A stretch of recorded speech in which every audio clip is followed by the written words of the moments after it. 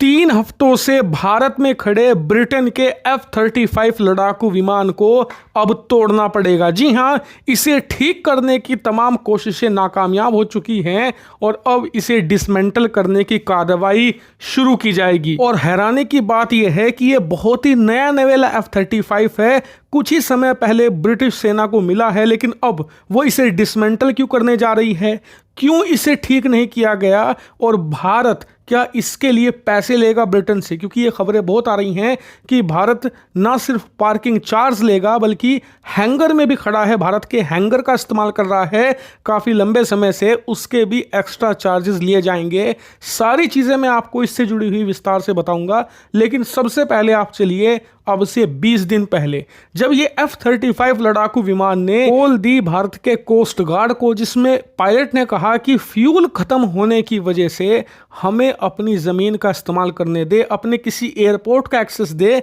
ताकि वहां पर हम F-35 उतारें, इसमें रिफ्यूलिंग करें और वापस लौट जाएं अपने बेस पर। भारत ने कहा कोई बात नहीं, ब्रिटेन हमारे लिए फ्रेंडली कंट्री है। हमने उन्हें अपना त्रिवेंद्रम एयरपोर्ट इस्तेमाल करने की मंजूरी दी। ये F-35 भारतीय एयर डिफेंस सिस्टम की गाइडेंस में हमारे त्रिवेंद्रम एयरपोर्ट पर उतरा, इसमें रिफ्यूलिंग करी गई, लेकिन फिर समस्या आ गई। रिफ्यूलिंग करने के बावजूद इसमें समस्या थी, उसका समाधान नहीं हो पा रहा था, इसीलिए इसे वहीं पर छोड़ दिया गया। भारत ने कहा कि आप ऐसा कीजिए, ये ऐसी बारिश में खड़ा हुआ है, हमारा जो हैंगर है यानी कि जो हम अपने लड़ाकू विमानों को खड़ा रखने के लिए एक जगह बनाते हैं स्पेशल, वहां आप खड़ा कर लीजिए, कोई समस्या नहीं है हमें। लेकिन ब्रिटिश सरकार मानने को तैयार नहीं थी। इन्हें लग रहा था कि कहीं भारत इनके F-35 की कुछ टेक्नोलॉजी चोरी ना कर ले। और उसके बाद भारत ने ज्यादा जोर नहीं डाला, भाई हमारा काम कहने का है, हमने कह दिया, अपनी जिम्मेदारी पूरी कर ली, उसे मानना या ना मानना अगले की जिम्मेदारी है। खैर,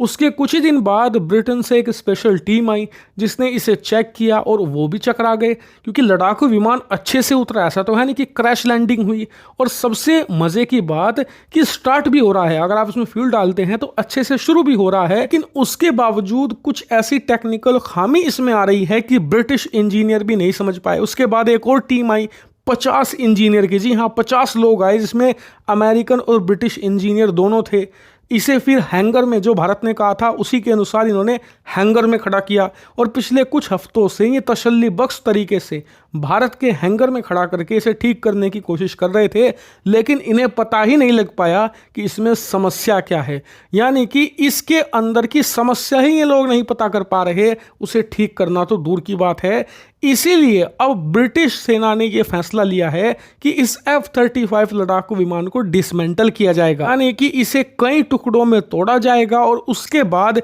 इसे लोड किया जाएगा कि C-17 globe master transport aircraft में, क्योंकि पूरा लड़ाकू विमान तो एक एयरक्राफ्ट में आ नहीं सकता, भले वो कितना बड़ा हो, इसीलिए कई हिस्सों में किया जाएगा, फिर उसमें लोड किया जाएगा और वापस बताया जा रहा है कि या तो ब्रिटेन या फिर अमेरिका लेकर जाया जाएगा, जहां पर इसके जो स्पेशल इंजीनियर हैं जिन्होंने इन्हें बनाया है वो ही इसके अंदर की खामी को ठीक करेंगे। अगर बात करें जो भारत में खबरें उड़ रही हैं कि भारत इसके लिए ब्रिटेन से चार्ज लेगा कि जी 3 हफ्तों तक आपने हमारे एयरपोर्ट का इस्तेमाल किया, उसके लिए हम लाखों रुपए वसूलेंगे, तो देखिए इसमें भारत का रोल नहीं है, इसमें रोल है एयरपोर्ट अथॉरिटी का। जो ये त्रिवेंद्रम एयरपोर्ट है ये एक प्राइवेटली ऑपरेटेड एयरपोर्ट है, यानी कि जो अडानी कंपनी है वो इसे ऑपरेट करती है और उसके लिए इन्होंने सरकार को मोटी रकम दे रखी है और उसके बाद इन्हें पूरी आज़ादी है कि ये किसी से क्या चार्ज करें। और इसीलिए ये फिलहाल ब्रिटिश सेना को भी नहीं छोड़ेंगे और इसीलिए ब्रिटेन को ना सिर्फ एयरक्राफ्ट को खुले में पार्क करने का पैसा देना पड़ेगा, बल्कि जो हैंगर इस्तेमाल किया है